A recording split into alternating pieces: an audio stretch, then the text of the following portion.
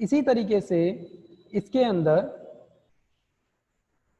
दो मेथड और होते हैं जो कि मैं होमवर्क के लिए दे रहा हूं कि इनको जो है करना, और कल मैं इनके बारे में पूछूंगा, क्योंकि ये मेथड जो हैं इनको हमें याद करना है, इनका वर्क हमको याद करना है। कई सारे के नाम जो हैं वो देखने से समझ में आ जाते हैं, पता चल जाते हैं, और कुछ एक जो होते हैं वो कंफ्यूजिंग होते हैं, इसलिए कुछ को मैंने बता दिया है। इसके अंदर जो मैंने नहीं बताया है वो क्या है,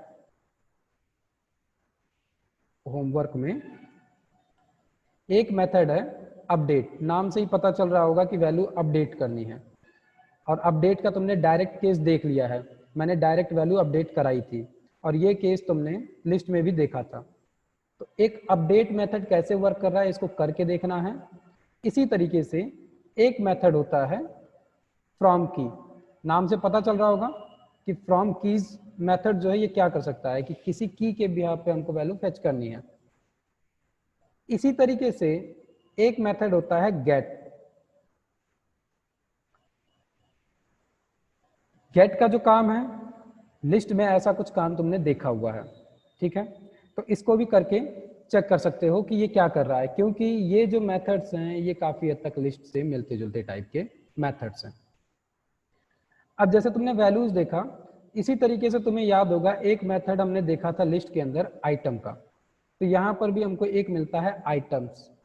ये क्या करेगा, जितनी भी की और वैल्यू के पेयर होते हैं उनको हमें लाकर दे देगा टपल के फॉर्म में। तो इसको यूज करके देखना है तुमको कि एक्चुअल में ये टपल में लाकर दे रहा है कि नहीं दे रहा है। ठीक है, तो ये तो जो चार मेथड थे मैंने होमवर्क के लिए छोड़ा है। इसमें कोई भी डाउट होगा इसको हम कल क्लियर करेंगे। अगर तुमको इसको करने में कोई दिक्कत आ रही है तो इसको हम कल कवर करेंगे।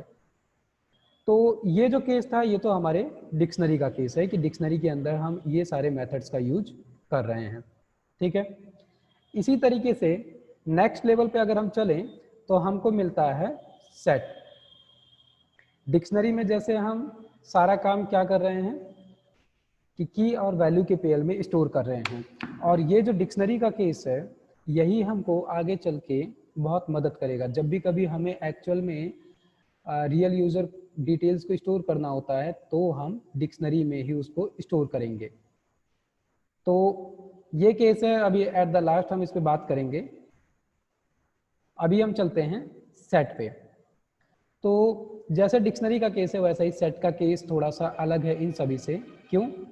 क्योंकि डिक्शनरी के अंदर या लिस्ट के अंदर या टपल के अंदर अभी तक जो भी बात हम कर रहे थे वो कर रहे थे स्टोरेज की, कि हम वैल्यू को स्टोर करके रख रहे हैं, और हमको ये भी पता है कि लिस्ट और टपल के केस में किस इंडेक्स पे क्या पड़ा हुआ है, और डिक्शनरी में हमको ये पता है कि किस की पे कौन सी वैल्यू पड़ी हुई है। लेकिन सेट इन सभी से अलग है। क्यों? क्योंकि सेट जो है इसमें इंडेक्स जो होता है वो रैंडम होता है, हमेशा वो सफल करता रहता है। इसलिए इसमें जो है इंडेक्स पोजीशन का जो कॉन्सेप्ट होता है वो ख़त्म हो जाता है, क्योंकि यहाँ पर हमको हमेशा अलग अलग रैंडम आउटपुट मिलेगा जब भी हम सेट में आउटपुट देखना चाहेंगे। बाकी अगर हम बात करते हैं सेट की, तो ये सेट क्या है, छोटे छोटे सेट बनाना। जैसे हम सेट बनाते थे पहले, और सेट बनाने के बाद में हम क्या करते थे, उसका यूनियन करते थे या इंटरसेक्शन करते थे कि 2 सेट है, 4 सेट है, 10 सेट है, उनके अंदर क्या क्या कॉमन है उसको हमने निकाल के एक नए सेट के अंदर रख लिया, या क्या क्या डिफरेंट है, क्या क्या यूनिक है उसको निकाल के हमने एक सेट के अंदर रख लिया। तो इसके हम 4 यूज केस बनाते थे। 4 यूज केस क्या, 2 गोले बनाते थे, दोनों गोले के अंदर अगर हम बीच वाले हिस्से को ड्रॉ करते थे दैट मीन्स कि जो दोनों सेट में कॉमन मिल रहा है वो हो गया, या हम लेफ्ट ज्वाइन करते थे, मतलब कि केवल पहला सेट और दूसरे सेट का जो कॉमन हिस्सा मिल रहा है हम केवल वो रख रहे हैं। तो वैसा ही सारा काम यहाँ पर पाइथन में भी होता है, बस पाइथन में हमको इसके लिए मेथड्स मिलते हैं। तो मान लो कि हम यहाँ पर क्या कर रहे हैं, एक सेट बनाते हैं, और सेट का नाम देते हैं न्यू सेट, और सेट के अंदर ब्रैकेट हमने यही यूज किया। हमने ये केस पहले ही देख लिया है कि डिक्शनरी और सेट में अंतर क्या हो रहा है। तो यहाँ पे मान लो हम केवल नंबरिंग रखते हैं, ठीक है, 2 सेट बनाने वाले हैं और सेट का नाम एक्चुअल में ए और बी रखते हैं। एक हो गया ए सेट इसके अंदर हमने कुछ वैल्यूज इंसर्ट करा दी, ठीक है। हाथों हाथ एक सेट हम और बना लेते हैं, इसके बाद में हम इसका आउटपुट चेक करेंगे। तो ये बन गया हमारा सेट। अब अगर हम इसके आउटपुट की बात करते हैं, तो अगर हम प्रिंट करें, और प्रिंट में सबसे पहले क्या चेक करना हो हमको, केवल और केवल टाइप। तो टाइप ऑफ ए, और टाइप ऑफ ए अगर हम बात करें तो टाइप मेथड एंड ए, केवल ये कंफर्मेशन के लिए कि एक्चुअल में हमको जो आउटपुट मिल रहा है वो आउटपुट क्या मिल रहा है। सो हमने रन किया, ओके, हमने रन किया और क्या मिल गया, क्लास सेट मिल गया। तो सेट का जो केस होता है ये अलग अलग सेट और फिल्टरिंग के लिए होता है, क्योंकि यहाँ पर हम क्या कर रहे हैं, हम फिल्टर करेंगे, सेट बनाएंगे यूनिकनेस फाइंड करने के लिए। जैसे हमको डुप्लीकेट डिटेल्स मिल रही है, बहुत सारी डुप्लीकेट नंबर्स मिल रहे हैं बहुत सारे अमाउंट में, और उनको हमें फिल्टर करना है कि 2, 4, 10 अलग अलग डिटेल्स हमको मिली है, हम उनको पहले क्या करेंगे, सेट में कन्वर्ट कर सकते हैं।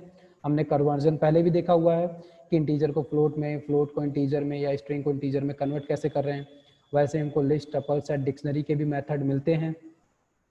तो मान लो कि कोई भी नंबर हमको मिल रहा है, वो अगर लिस्ट में मिल रहा है, पहले हम उसको क्या किए, सेट में कन्वर्ट किया, और कन्वर्ट करने के बाद में हमने उसमें फिल्टरिंग की, 2, 4, 10 जो भी सेट है, फिल्टर करने के बाद में हमने एक फाइनल सेट बनाया और उसको कन्वर्ट करके लिस्ट को हमने वापस दे दिया। जैसा हम टपल के केस में कर रहे थे कि हमको कुछ मॉडिफिकेशन टपल में करना था, लेकिन हम डायरेक्ट नहीं कर सकते, तो हमने क्या किया, पहले उसको लिस्ट में कन्वर्ट किया, इसके बाद में हमने उसको मॉडिफिकेशन करके टपल में कन्वर्ट करके फाइनल डिटेल बना दी। वैसा ही केस यहाँ पर भी है। तो मान लो ये तो अभी हमने क्या किया, ये चेक किया, लेकिन अब हम क्या करते हैं, प्रिंट करते हैं। और प्रिंट करने में हम पहले ए को प्रिंट करते हैं। ये हमने ए को प्रिंट किया, ऐसे ही हम बी को भी प्रिंट करते हैं, और हमने यहाँ पर बी को प्रिंट किया, और इसको अब हम रन करते हैं। तुमको नंबरिंग दिख रही होगी, ध्यान दो, 865 जो है वो सबसे पहले दिख रहा है, जबकि वो अगर हम एक्चुअल में देखें तो हमने डिफाइन किया था लास्ट से थर्ड पोजीशन पे था। दैट मीन्स कि पहली चीज क्लियर हो गई कि सेट में इंडेक्स जैसा कुछ फॉलो नहीं होता है। हालांकि हम अगर इसको चेक करेंगे, यहाँ पर इंडेक्स देंगे, तो जाहिर सी बात है हमको वैल्यू देगा, लेकिन बस दिक्कत क्या है, हमको कंफर्म नहीं है कि उस पोजीशन पे हर बार कौन सी वैल्यू मिल सकती है। जैसे मैं यहाँ पर अगर 2 लिख दूं, तो सेकंड पोजीशन पे अगर हम यहाँ पर देखें, या 0 पोजीशन पे ही मान लो देखें, तो 0 पोजीशन पे एक्चुअल पे 2 पड़ा हुआ है, लेकिन अभी के केस में अगर हम इसको रन करेंगे तो यहाँ पर हमको 2 नहीं मिलने वाला है।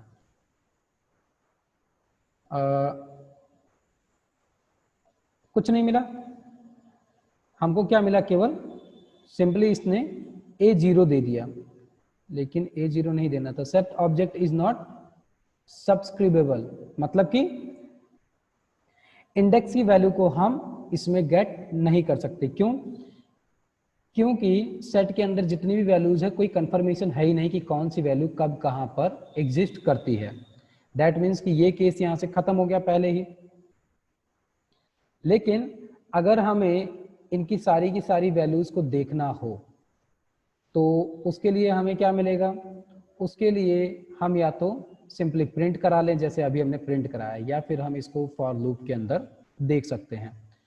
और अभी अगर हम बात करें कि हम इंडेक्स वैल्यूज को तो नहीं चेक कर सकते हैं, लेकिन इसके अंदर हम ऐड कर सकते हैं, या कोई चीज अपडेट जरूर कर सकते हैं।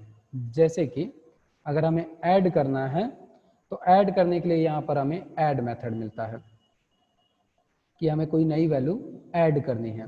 तो मान लो कि हमारा ए सेट जो है उसके अंदर नंबरिंग पड़ी हुई है, और हम एक अलग से नंबर ऐड करना चाहते हैं। और अगर हम ध्यान दें, ये सारे के सारे हमारे सेट के मेथड्स हैं, ठीक है। तो अगर हम यहाँ पर ऐड करना चाहते हैं, डायरेक्ट हमको क्या करना है, कोई भी वैल्यू देनी है। तो मान लो हमने 900 दे दी, 900 देने के बाद में अगर हम इसको प्रिंट करें और चेक करें कि ए में एक्चुअल में हमको क्या आउटपुट अब मिल रहा है, तो हम देखेंगे कि वो 900 ऐड तो हुआ है, दिख रहा है, लास्ट से उसने ऐड कर दिया। लेकिन इसको जितनी बार हम यहाँ पर रन करेंगे उतनी बार यहाँ पर केवल हमको आंसर सेम टू सेम मिलता रहेगा, ठीक है। लेकिन जब हम इसको किसी और के साथ मर्ज करेंगे तब इसके इंडेक्स पोजीशन बार बार चेंज होने लगेंगे। तो जैसे हमने ऐड किया उसी तरीके से अगर बात की जाए कि हमको कुछ अपडेट्स करने हैं, मतलब कि अपडेट का केस यहाँ पर क्यों यूज होता है कि एक साथ हमको अगर एक से ज़्यादा वैल्यूज़ को ऐड करना हो हमारे सेट के अंदर, तो हम क्या यूज करेंगे, अपडेट मेथड का यूज करेंगे। जैसे कि अभी हम ऐड से क्या कर सकते हैं, केवल एक बार में एक वैल्यू ऐड कर सकते हैं। कैसे पता, क्योंकि इस मेथड को जब बनाया गया है वो बनाया ही केवल एक वैल्यू के लिए गया है। सजेशन में दिख रहा होगा कि इस मेथड की कैपेसिटी केवल एक वैल्यू को होल्ड करने की है। लेकिन अगर क्वेश्चन ये आता है कि हमको एक बार में 2, 4, 10 वैल्यूज ऐड करनी है सेट के अंदर, तो हम क्या करेंगे, अपडेट मेथड का यूज करेंगे। और अपडेट मेथड अगर देख रहे होगे तो यहाँ पर क्या है, स्टार के साथ में लगा हुआ है अदर्स। दैट मीन्स कि एक साथ हम कई सारी वैल्यूज को ऐड कर सकते हैं। लेकिन सवाल ये है कि क्या हम यहाँ पर डायरेक्ट ऐड कर सकते हैं कि मैं यहाँ पर ऐसे लिखता जा रहा हूँ और ये उसको ऐड करता चला जा रहा है। तो इसको अगर हम यहाँ पर प्रिंट करके चेक करें कि क्या इसने एक्चुअल में ए अपडेट एंड ए को अगर हम यहाँ पर चेक करें तो क्या इसने वाकई में इन सभी को ऐड किया, तो हमको क्या आंसर मिला, एक एरर मिला। और एरर क्या है, टाइप एरर, कि int object is not iterable. That means कि इटरेशन का केस अभी हम आगे लूप में देखेंगे कि 1 बाय 1 चीजों को अपडेट करना।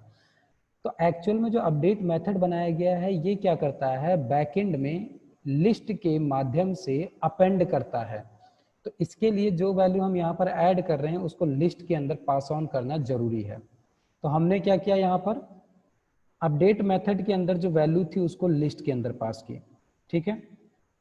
तो ये क्या करेगा, 1 बाय 1 अपेंड मेथड का यूज करके बैकएंड में ही इसको ए सेट के अंदर ऐड कर देगा।